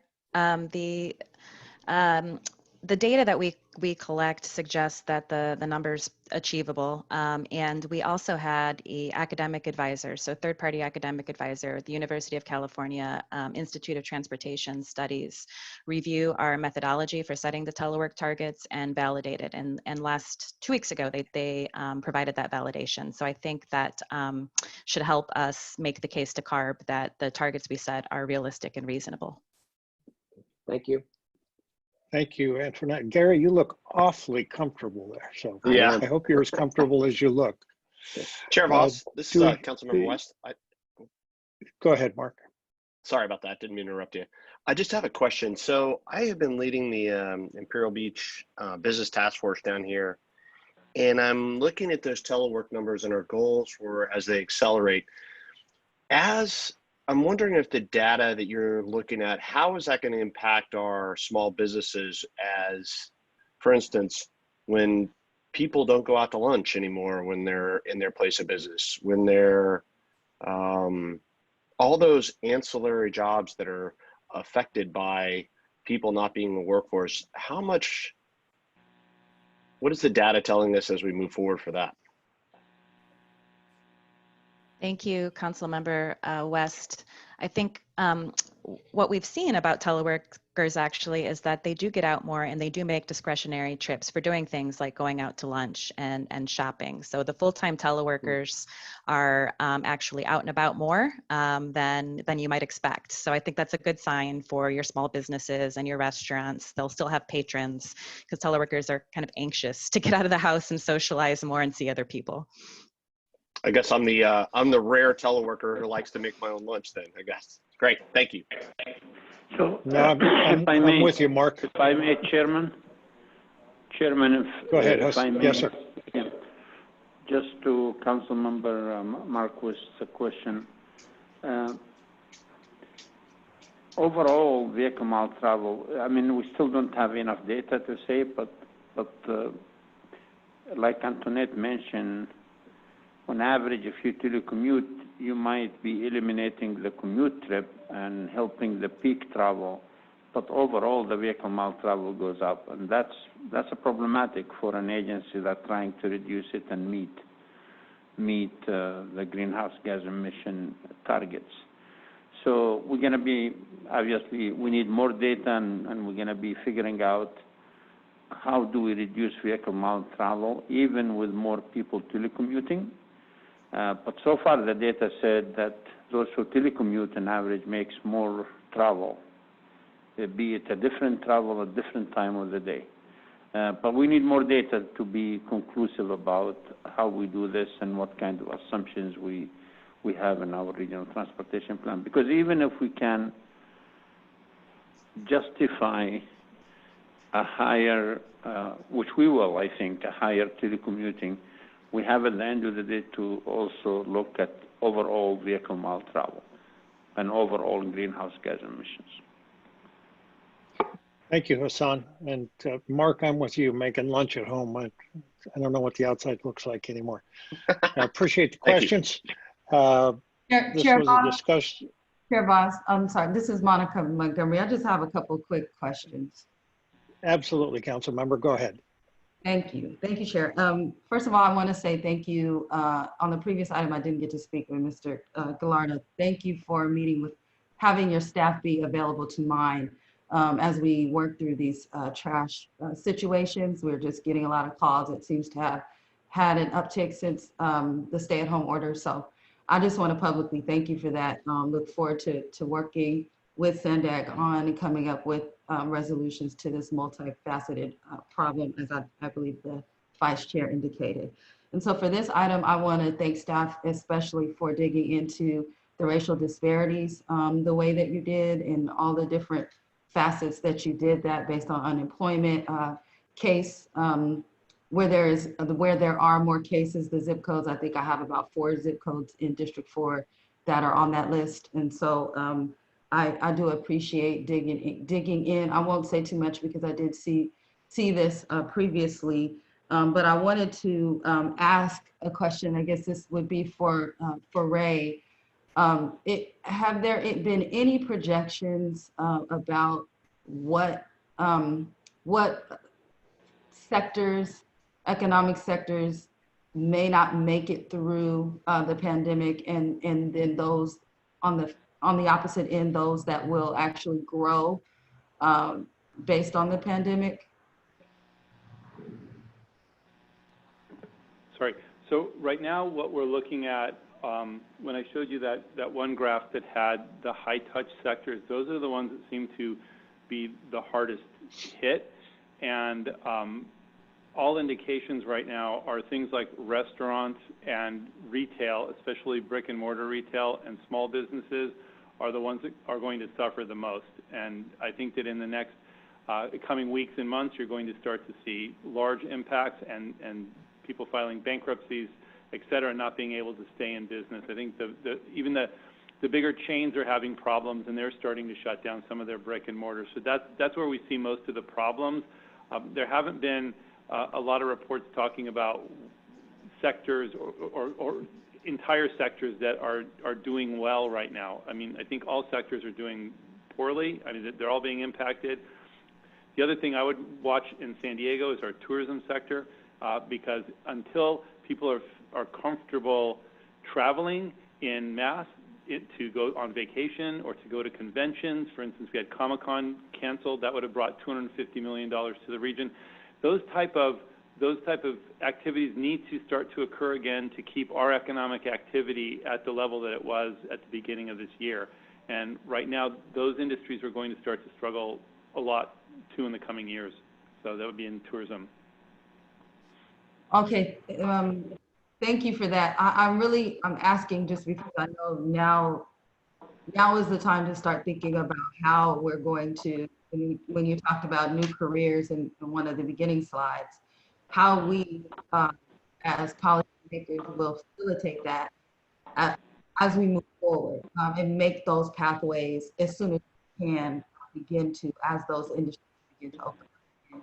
And I know it's really just, we're in the middle of it and trying to hold on to, so we don't fall off the cliff right now. I also know that if we don't act as soon as possible, we will continue to see those great disparities that we see, especially with the Black and Brown communities. We know that. And so I will be continuing to ask you that as more information becomes available. And just the last question I had, I think it was slide 24, you don't have to bring it up, it did indicate that 73% of small businesses, I believe, had applied for PPP. I just wanted to clarify, was it apply or receive?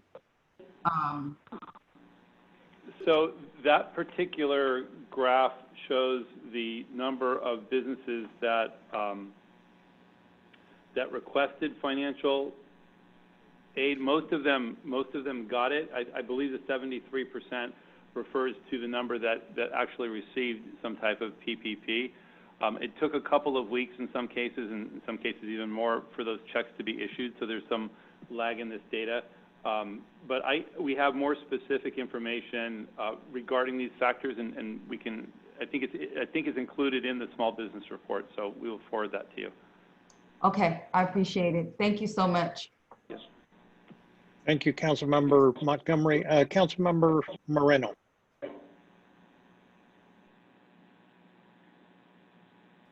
There we go. So first and foremost, thank you for the presentation. This is the third time I hear this presentation. I'm lucky enough to hear it. I heard it at the CBO working group and at the Borders Committee. And I think this supports what I've seen in my communities, which is that the effect of COVID has hit underserved communities much more harder than affluent communities. And I think one of the reasons is that a lot of the folks that I represent are frontline, they have frontline jobs, right? In the service industry, grocery stores, restaurants, and they don't have the option to telework.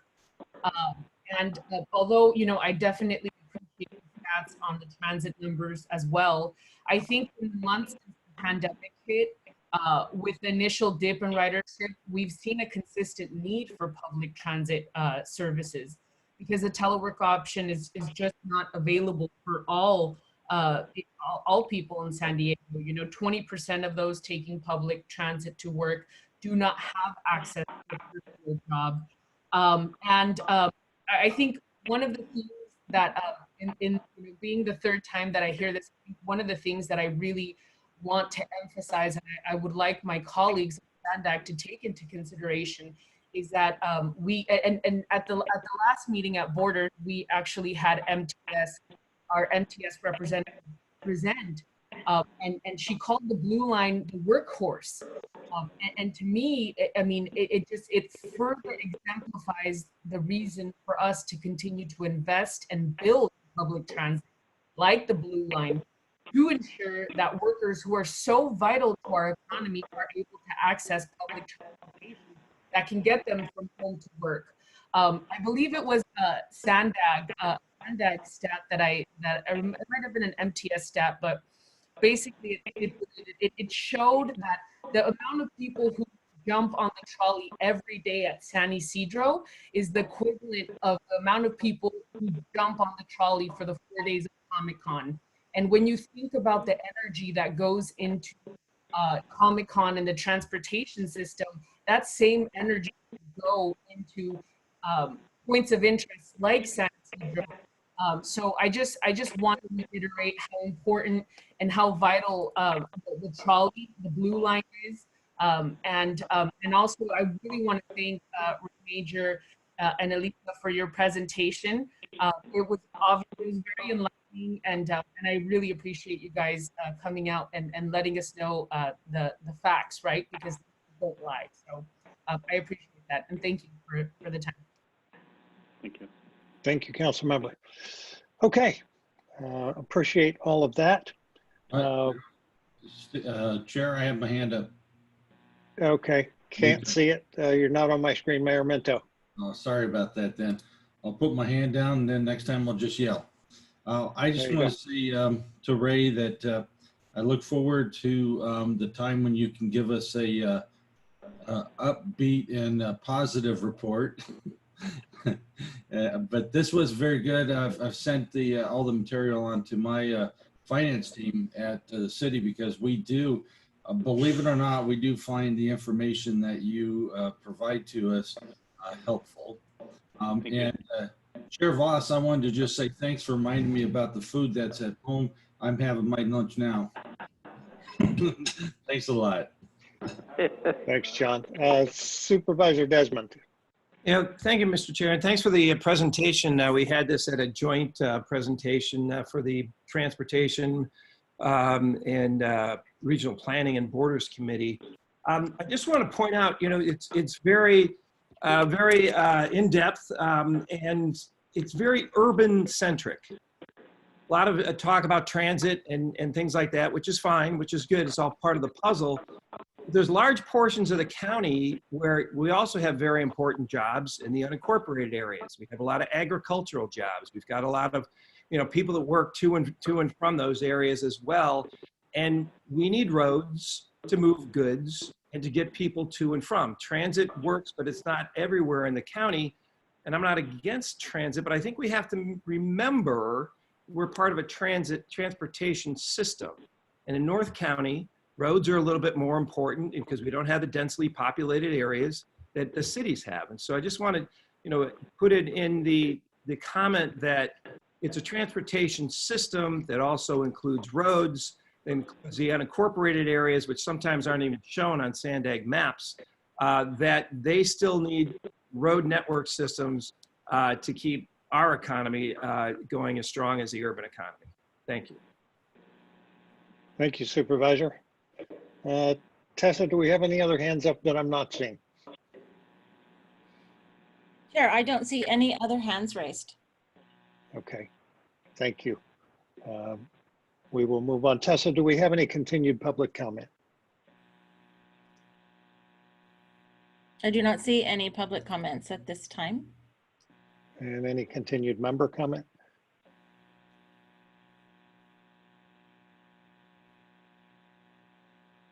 I do not see any hands from members either, Chair.